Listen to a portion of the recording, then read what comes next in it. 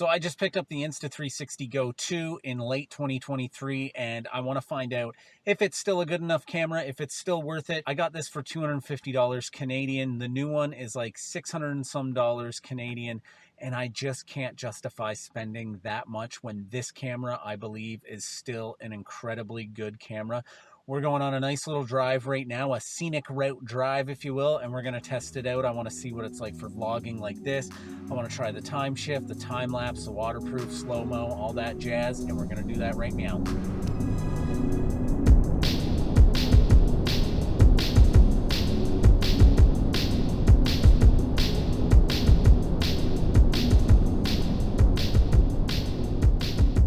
Okay, so we're here at scenic stop number 1. That was the time shift mode. I'm gonna come down here and see if I can get a decent time lapse. I thought maybe some of the clouds would be a little bit better, but you can kind of see them behind me. They're a little bit too gray.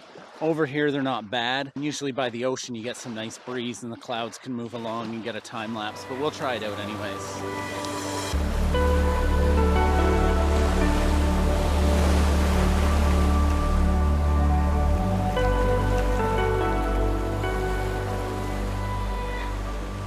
Number 3 is supposed to be the go-to, the be-all and end-all one, because the battery life is better and it's got a flip-up screen. The flip-up screen isn't a selling feature for me, as this is a pretty wide angle and you can kind of move it around however you want.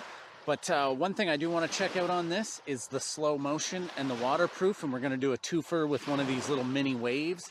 You get some slow motion of the wave breaking over this on point.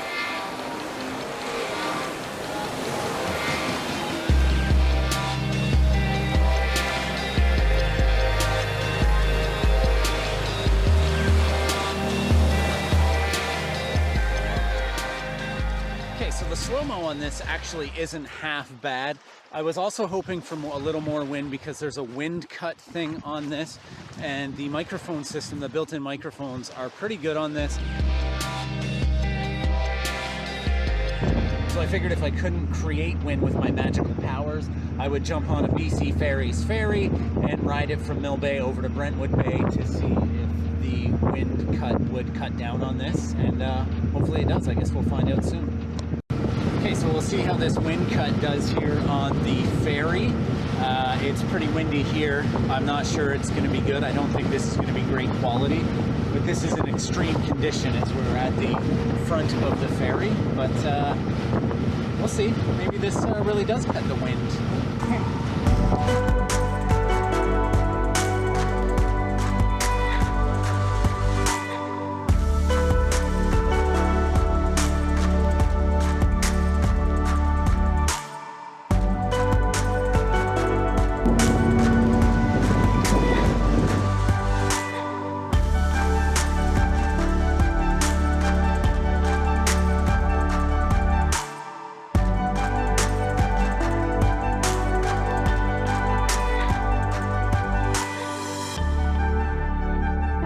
Anyways, I just wanted to end the video and just say I think I made the right choice of getting this camera. So far, first day of having it, I absolutely love it. I love the time shift, the time warp, all that, all the stuff that you get from like the GoPros and stuff, but this is like tinier than that. I don't think the 40% battery life and the charging case and the flip-up screen and stuff like that really makes it worth it. The 2.7K when you can't even use it in pro mode, I don't think it's worth $350 extra, to be perfectly honest. That's just my opinion. I think getting this for the price that I did was way better, and I'm happy I got it. I think I'm going to have a lot of fun with it. This isn't obviously a be-all and end-all camera. This is just a complimentary camera. It's something that you can throw in your pocket and have with you so you can record while you're out doing stuff like this. And I think that's what makes it so incredibly amazing, is that it's waterproof. It's got horizontal locking. Anyways, I love it. I love this camera so far. It's pretty good. And let's go play in the water with it for a little bit.